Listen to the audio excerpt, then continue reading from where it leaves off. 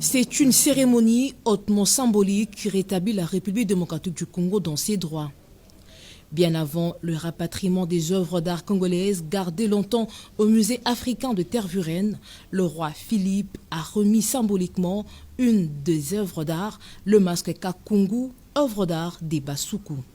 La brève cérémonie de dévoilement de l'œuvre d'art hautement symbolique de ce mercredi 8 juin entre le roi Philippe et le président de la République, Félix-Antoine Tshisekedi Tshilombo, en présence de leurs épouses respectives, la reine Mathilde et la distinguée première dame Denise Nyakero Tshisekedi, et devant les officiels congolais et belges, est une étape importante dans le processus de la restitution de ces œuvres culturelles.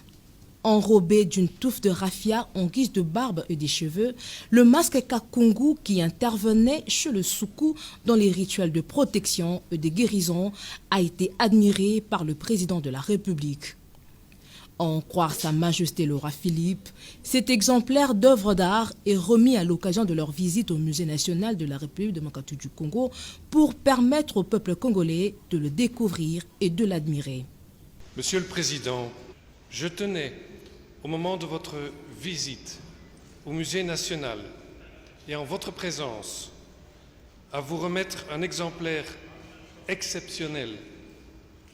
afin de permettre aux Congolais de le découvrir et de l'admirer. Il s'agit d'un objet d'art façonné au Congo par le sculpteur Ngoy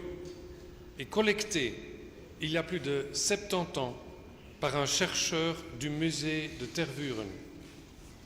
Cette œuvre d'une grande beauté fait l'objet d'un prêt illimité du Musée royal de l'Afrique centrale de Tervuren au Musée national de Kinshasa.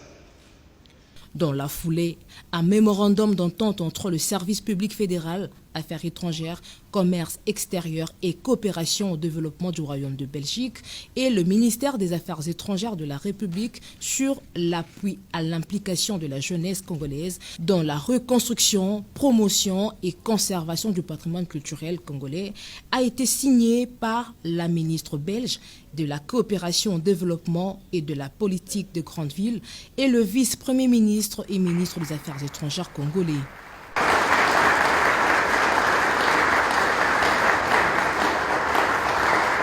L'étape du musée a été sanctionnée par une visite du couple royal et du couple présidentiel, une visite guidée par le directeur général du Musée national de la République démocratique du Congo. Le musée est doté d'une capacité d'accueil de 12 000 objets.